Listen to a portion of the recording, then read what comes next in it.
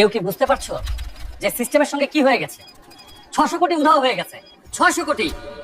এটা কোনো সাধারণ গোলমাল নয়, এটা সরাসরি ব্যাংককে ডুবিয়ে দেওয়ার মতো ব্যাপার। কোন ভাইটা? স্যার, যদি অনুমতি দেন তবে আমি সব টাকা ফিরিয়ে আনতে পারি। তুই এখানে দাঁড়িয়ে থাকার যোগ্য না, আর 300 কোটির কথা বলছিস? বাইরে বের হয়ে যা। তোর কি ক্ষমতা আছে 600 কোটি ফিরিয়ে আনার? জানিস 600 কোটি টাকা কত হয়? যদি আমি টাকা ফিরিয়ে নিয়ে আসি তো তাহলে আমাকে কি দেবেন? যদি তুই সত্যই 300 কোটি ফিরিয়ে দিস তাহলে আমি তোকে 10 কোটি পুরস্কার দেব।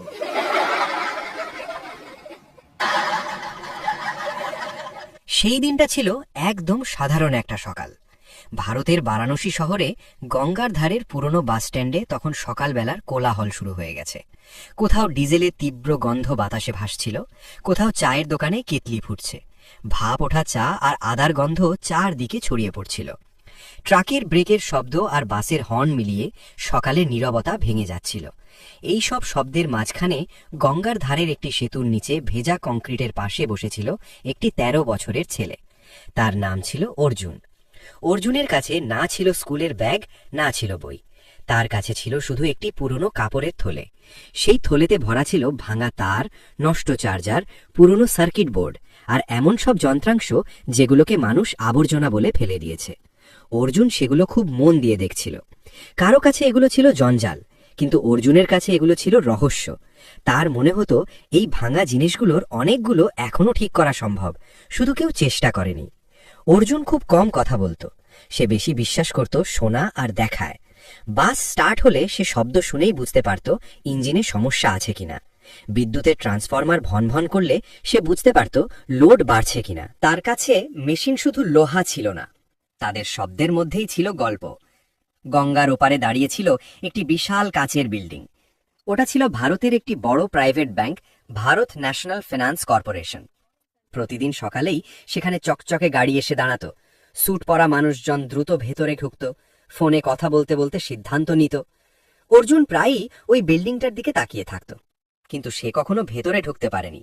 গার্ডরা তাকে দেখলেই বলতো, এখানে বসিস না, সামনে যা। বিল্ডিংয়ের পেছনের দিকে ছিল একটি বড় পাওয়ার কন্ট্রোল ইউনিট। অর্জুন প্রায়ই সেখানে বসত, কারণ সেখানে ছায়া ছিল, আর সবচেয়ে বড় কথা, সেখানে মেশিনের শব্দ পরিষ্কার শোনা যেত।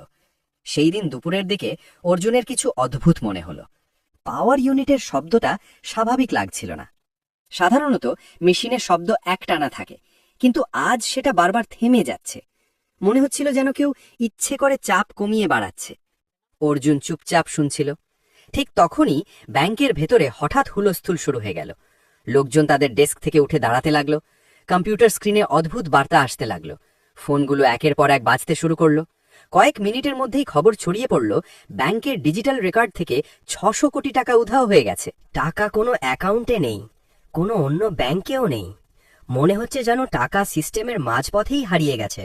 আইটি টিম দৌড়ে সার্ভার রুমে গেল, লগ চেক করা হলো, ব্যাকআপ দেখা হলো, সিকিউরিটি টিম ডাকা হলো, বাইরে মিডিয়ার গাড়িও এসে পৌঁছালো। সময় যত যাচ্ছিল পরিস্থিতি তত খারাপ হচ্ছিল। আর সেই সময় পাওয়ার কন্ট্রোল ইউনিটের পাশে দাঁড়িয়ে অর্জুন সবকিছু দেখছিল। কেউ তাকে কিছু বলেনি, কিন্তু সে বুঝতে পারছিল ভেতরে বড় কিছু সমস্যা হয়েছে। সে আবার মন দিয়ে মেশিনের শব্দ শুনল। মোটর মাঝে মাঝে থেমে যাচ্ছে। অর্জুন ধীরে বলল, এটা সরাসরি চুরি নয়।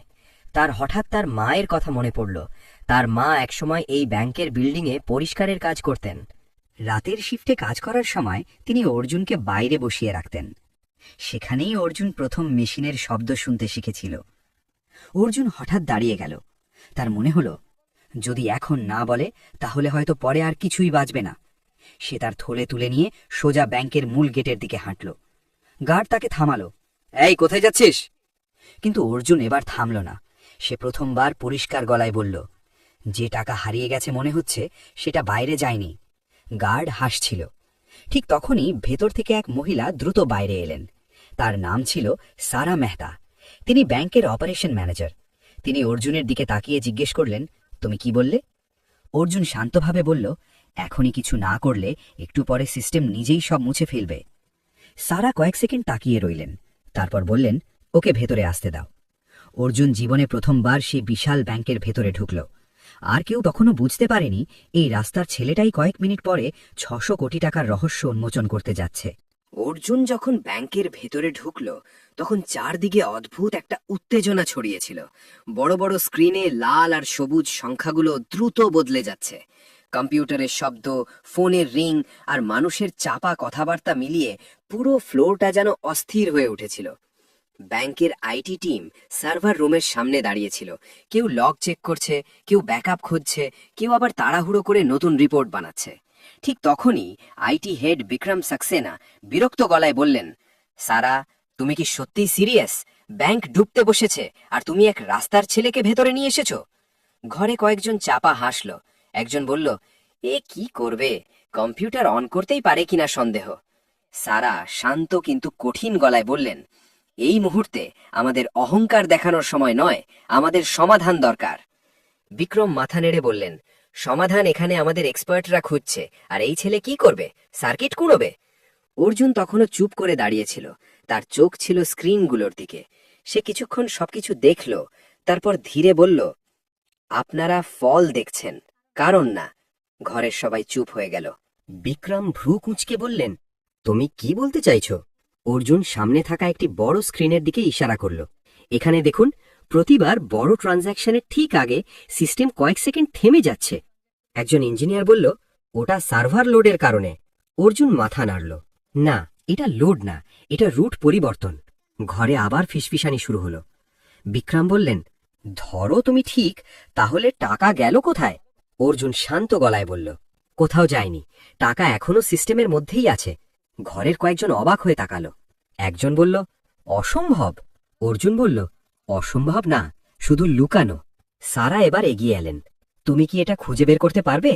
অর্জুন কয়েক সেকেন্ড চুপ রইল, তারপর বলল, আমাকে একটা কম্পিউটার দিন, কিন্তু সেটা যেন ইন্টারনেটে যুক্ত না থাকে। একজন ইঞ্জিনিয়ার অবাক হয়ে বলল, কেন? অর্জুন বলল, কারণ কেউ সিস্টেমকে বাইরে থেকে দেখছে। এই কথাটা শুনে ঘরে আবার নীরবতা নেমে এলো। কিছুক্ষণ পর একজন ইঞ্জিনিয়ার একটি লোকাল মেশিন এনে দিল। অর্জুন ধীরে ধীরে বসে পড়ল। তার সামনে কিবোর্ড, চারপাশে দাঁড়িয়ে আছে প্রায় ২০ জন মানুষ। অর্জুন কোনো তাড়াহুড়ো করল না। সে কয়েকটা কমান্ড টাইপ করল। স্ক্রিনে একের পর এক কোডের লাইন দেখা যেতে লাগল। বিক্রম বিরক্ত হয়ে বললেন, এতে কিছু হবে না। কিন্তু কয়েক মিনিট পর হঠাৎ স্ক্রিনে একটা নতুন গ্রাফ খুলে গেল। সংখ্যার বদলে সেখানে দেখা যাচ্ছিল ডেটা ফ্লো ম্যাপ। লাল আর নীল লাইনের মধ্যে দিয়ে ডেটা চলাচল করছে। অর্জুন স্ক্রিনের দিকে ইশারা করল, এটা ব্যাংকের অ্যাকাউন্ট ডেটা নয়, এটা ডেটার পথ। বিক্রম সামনে এগিয়ে এলেন। এর মানে কি?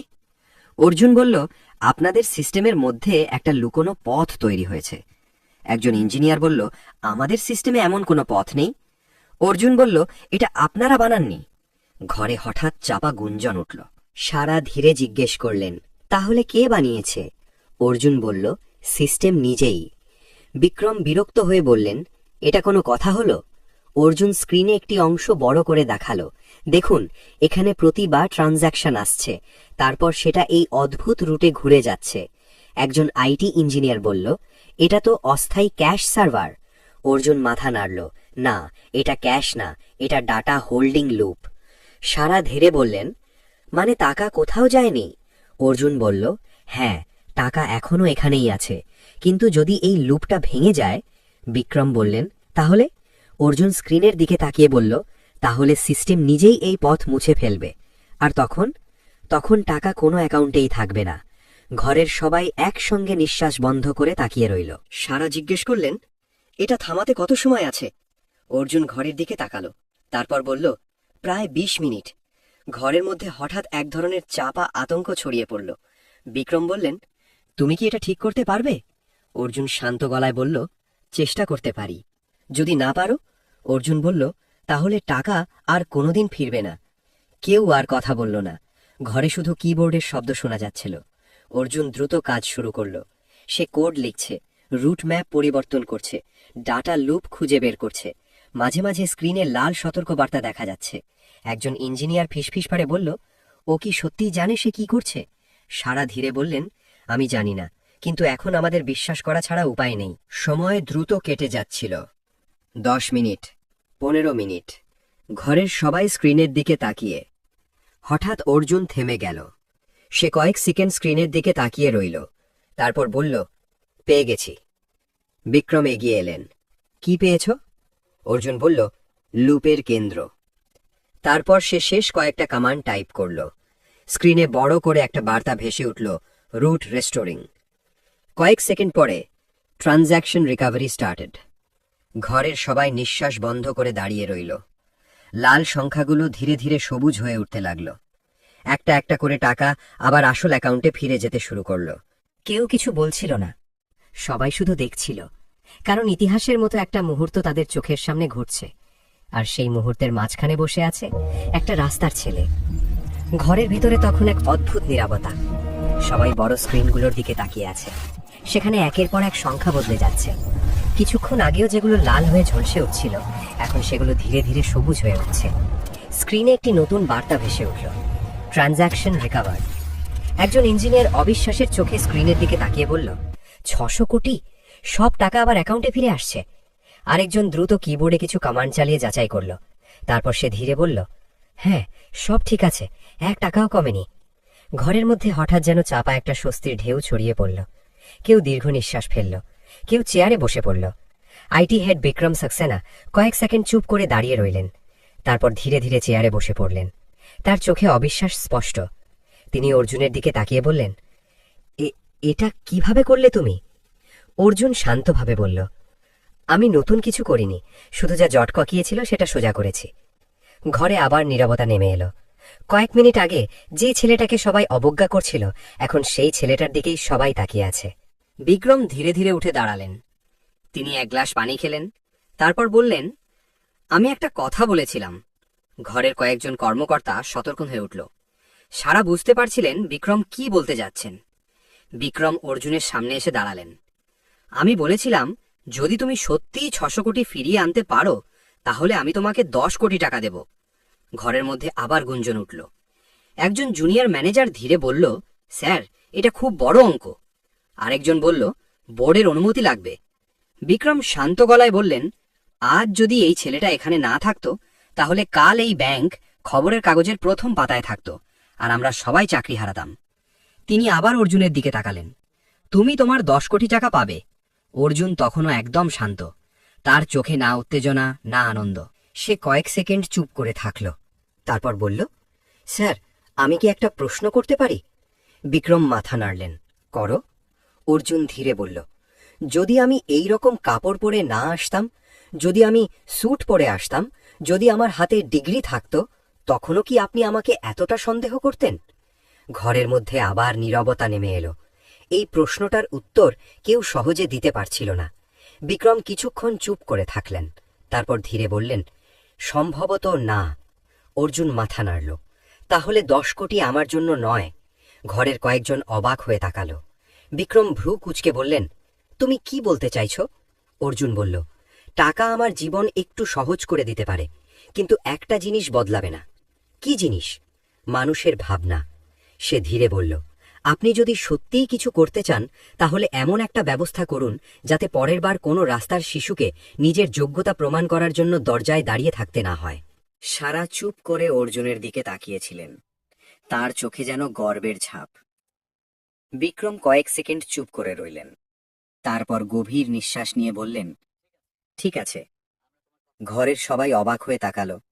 বিক্রম বললেন, 10 কোটি টাকা কোনো একজন মানুষের অ্যাকাউন্টে যাবে না।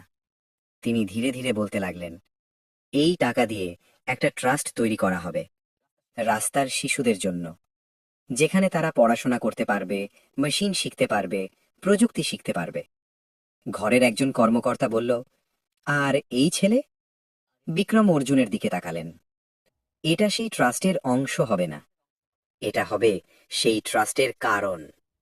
ঘরের ভেতরে কয়েক সেকেন্ড নীরবতা ছিল, তারপর ধীরে ধীরে কেউ হাততালি দিতে শুরু করল। আরেকজন যোগ দিল। মুহূর্তের মধ্যে পুরো ঘর হাততালিতে ভরে গেল। অর্জুন একটু অস্বস্তি বোধ করল। সে আস্তে করে তার পুরনো থলেটা তুলে নিল। সারা তাকে ডাকলেন, অর্জুন। অর্জুন ফিরে তাকালো। সারা হাসলেন, যদি কখনো সাহায্য লাগে আমাদের কাছে আসবে। অর্জুন হালকা হাসল। সাহায্য তখনই লাগে যখন কেউ শোনে না। সে একটু থেমে বলল, আজ আপনারা শুনেছেন, এটাই অনেক।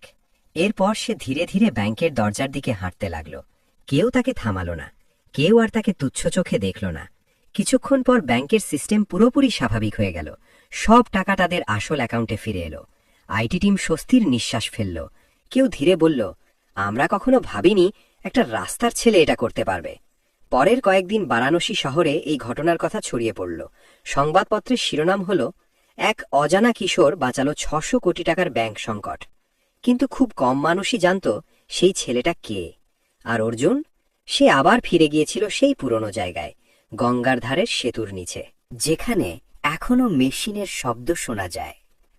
ফারাক শুধু একটাই, এখন মানুষ তাকে দেখে থেমে যায়। কেউ ফিসফিস করে বলে, ওই ছেলেটাই নাকি। কয়েকদিন পর ব্যাংকে একটি গুরুত্বপূর্ণ মিটিং ডাকা হলো। বিষয় ছিল না টাকা, বিষয় ছিল সিদ্ধান্ত নেওয়ার পদ্ধতি। একজন সিনিয়র অফিসার বললেন, আমরা সিস্টেম বানাই ভুল কমানোর জন্য, কিন্তু বারবার একই ভুল করি। অন্যজন বললেন, কারণ আমরা ফল ঠিক করি, কারণ না। সেই দিন প্রথমবার ব্যাংকের বোর্ডে কেউ বলেছিল, আমাদের সেই ছেলেটাকে আবার ডাকা উচিত, পরামর্শদাতা হিসাবে নয়, আয়নার মতো। কারণ কখনো কখনো সত্যিকারের পরিবর্তন আসে না বড় বড় অফিস থেকে, সেটা আসে একটি শিশুর চোখ দিয়ে, যে এমন জিনিস দেখতে পারে যা বড়রা দেখতে পায় না।